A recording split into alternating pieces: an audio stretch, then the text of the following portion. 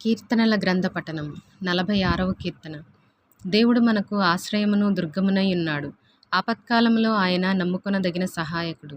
కావున భూమి మార్పు నొందినను, నడి సముద్రములలో పర్వతములు మునిగినను, వాటి జలములు ఘోషించుచు నురుగు కట్టినను, ఆ పొంగునకు పర్వతములు కదిలినను మనము భయపడము. ఒక నది కలదు, దాని కాలువలు దేవుని పట్టణమును, సర్వోన్నతుని మందిరపు పరిశుద్ధ స్థలమును సంతోషపరచుచున్నవి. దేవుడు ఆ పట్టణములో నున్నాడు, దానికి చలనము లేదు. అరుణోదయమున దేవుడు దానికి సహాయము చేయుచున్నాడు. జనములు ఘోషించుచున్నవి, రాజ్యములు కదులుచున్నవి. ఆయన తన కంఠధ్వని వినిపించగా భూమి కరిగిపోవుచున్నది. సైన్యములకు అధిపతియగు యెహోవా మనకు తోడైయున్నాడు. యాకోబు యొక్క దేవుడు మనకు ఆశ్రయమై ఉన్నాడు. యెహోవా చేసిన కార్యములు వచ్చి చూడుడి. ఆయనే భూమి మీద నాశనములు కలుగు చేయువాడు. ఆయనే భూదిగంతముల వరకు యుద్ధములు మాన్పువాడు. విల్లు విరుచువాడును, బల్లెమును తెగనరుకువాడును ఆయనే. యుద్ధరథములను అగ్నిలో కాల్చివేయువాడు ఆయనే. ఊరకుండుడి, నేనే దేవుడనని తెలుసుకొనుడి. అన్యజనులలో నేను మహోన్నతుడనగుదును, భూమి మీద నేను మహోన్నతుడనగుదును. సైన్యములకు అధిపతియగు యెహోవా మనకు తోడైయున్నాడు. యాకోబు యొక్క దేవుడు మనకు ఆశ్రయమై ఉన్నాడు. 47వ కీర్తన. సర్వజనులారా చప్పట్లు కొట్టుడి, జయధ్వనులతో దేవుని గూర్చి ఆర్భాటము చేయుడి. యెహోవా మహోన్నతుడు, భయంకరుడు. ఆయన సర్వభూమికి మహారాజై ఉన్నాడు. ఆయన జనములను మనకు లోపరచును, మన పాదముల క్రింద ప్రజలను అణగద్రొక్కును. తాను ప్రేమించిన యాకోబునకు మహాతిశయాస్పదముగా మన స్వాస్థ్యమును ఆయన మన కొరకు ఏర్పాటు చేసి ఉన్నాడు. దేవుడు ఆర్భాటముతో ఆరోహణమాయెను, బూరధ్వనితో యెహోవా ఆరోహణమాయెను. దేవుని కీర్తించుడి, కీర్తించుడి, మన రాజును కీర్తించుడి, కీర్తించుడి. దేవుడు సర్వభూమికి రాజై ఉన్నాడు. రమ్యముగా కీర్తనలు పాడుడి. దేవుడు అన్యజనులకు రాజై ఉన్నాడు. దేవుడు తన పరిశుద్ధ సింహాసనము మీద ఆసీనుడై ఉన్నాడు. జనముల ప్రధానులు అబ్రహాము యొక్క దేవునికి జనులై కూడుకొని ఉన్నారు. భూనివాసులు ధరించుకొను కేడములు దేవునివి, ఆయన మహోన్నతుడాయెను. 48వ కీర్తన. దేవుని పట్టణమందు, ఆయన పరిశుద్ధ పర్వతమందు యెహోవా గొప్పవాడును, బహుకీర్తనీయుడునై ఉన్నాడు. ఉత్తర దిక్కున మహారాజు పట్టణమైన సియోను పర్వతము రమ్యమైన ఎత్తుగల చోట నుంచబడి సర్వభూమికి సంతోషకరముగానున్నది. దాని నగరులలో దేవుడు ఆశ్రయముగా ప్రత్యక్షమగుచున్నాడు. రాజులు కూడిరి, వారు ఏకముగా కూడి వచ్చిరి. వారు దాని చూచిన వెంటనే ఆశ్చర్యపడిరి, భ్రమపడి త్వరగా వెళ్ళిపోయిరి. వారచ్చట నుండగా వణుకును, ప్రసవించు స్త్రీ వేదనయు వారిని పట్టెను. తూర్పు గాలిని లేపి తర్షీషు ఓడలను నీవు పగలగొట్టుచున్నావు. సైన్యములకు అధిపతియగు యెహోవా పట్టణమునందు, మన దేవుని పట్టణమునందు మనము వినినట్టుగానే జరుగుట మనము చూచియున్నాము. దేవుడు నిత్యముగా దానిని స్థిరపరచియున్నాడు. దేవా, మేము నీ ఆలయమునందు నీ కృపను ధ్యానించితిమి. దేవా, నీ నామము ఎంత గొప్పదో, నీ కీర్తియు భూదిగంతముల వరకు అంత గొప్పది. నీ కుడి చెయ్యి నీతితో నిండియున్నది. నీ న్యాయ విధులను బట్టి సియోను పర్వతము సంతోషించునుగాక, యూదా కుమార్తెలు ఆనందించుదురుగాక.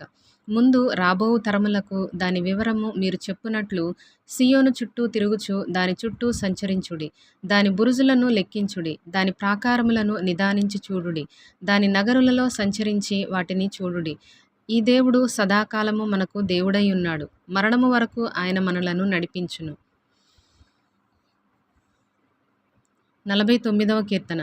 సర్వజనులారా ఆలకించుడి, సామాన్యులేమి, సామంతులేమి, ధనికులేమి, దరిద్రులేమి, లోకనివాసులారా మీరందరూ ఏకముగా కూడి చెవియొగ్గుడి.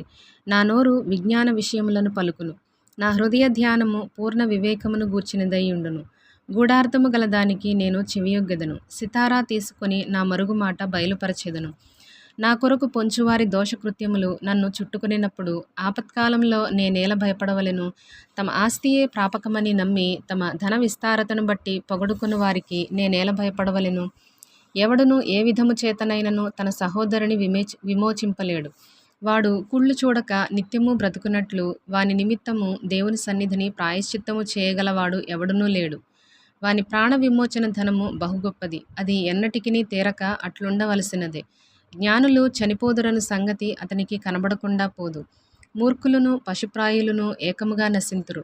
వారు తమ ఆస్తిని ఇతరులకు విడిచిపెట్టుదురు. తమ ఇండ్లు నిరంతరము నిలుచుననియు తమ నివాసములు తరతరములకు ఉండుననియు వారనుకొందురు.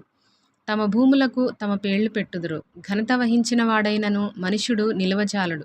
వాడు నశించు మృగములను పోలినవాడు. స్వాతిశయ పూర్ణులకును వారి నోటి మాటను బట్టి వారిననుసరించు వారికిని ఇదే గతి. వారు పాతాళములో మందగా కూర్చబడుదురు. మరణము వారికి కాపరియయుండును. ఉదయమున యథార్థవంతులు వారి నేలుదురు. వారి స్వరూపములు నివాసము లేనివై పాతాళములో క్షయమైపోవును. దేవుడు నన్ను చేర్చుకొనును. పాతాళ బలములో నుండి ఆయన నా ప్రాణమును విమోచించును. ఒకడు ధనసంపన్నుడైనప్పుడు వాని ఇంటి ఘనత విస్తరించినప్పుడు భయపడకుము. వాడి చనిపోవునప్పుడు ఏమీయూ కొనిపోడు. వాని ఘనత వాని వెంట దిగదు. నీకు నీవే మేలు చేసుకొంటివని మనుషులు నిన్ను స్తుతించినను, తన జీవిత కాలమున ఒకడు తన్ను పొగుడుకొనినను అతడు తన పితరుల తరమునకు చేరవలెను.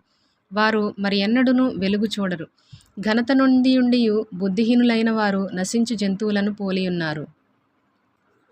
50వ కీర్తన. దేవాది దేవుడైన యెహోవా ఆజ్ఞ ఇచ్చుచున్నాడు. తూర్పు దిక్కు మొదలుకొని పడమటి దిక్కు వరకు భూనివాసులను రమ్మని ఆయన పిలుచుచున్నాడు. పరిపూర్ణ సౌందర్యము గల సియోనులో నుండి దేవుడు ప్రకాశించుచున్నాడు. మన దేవుడు వేంచేయుచున్నాడు. ఆయన మౌనముగా నుండడు. ఆయన ముందర అగ్ని మండుచున్నది. ఆయన చుట్టూ ప్రచండ వాయువు విసురుచున్నది.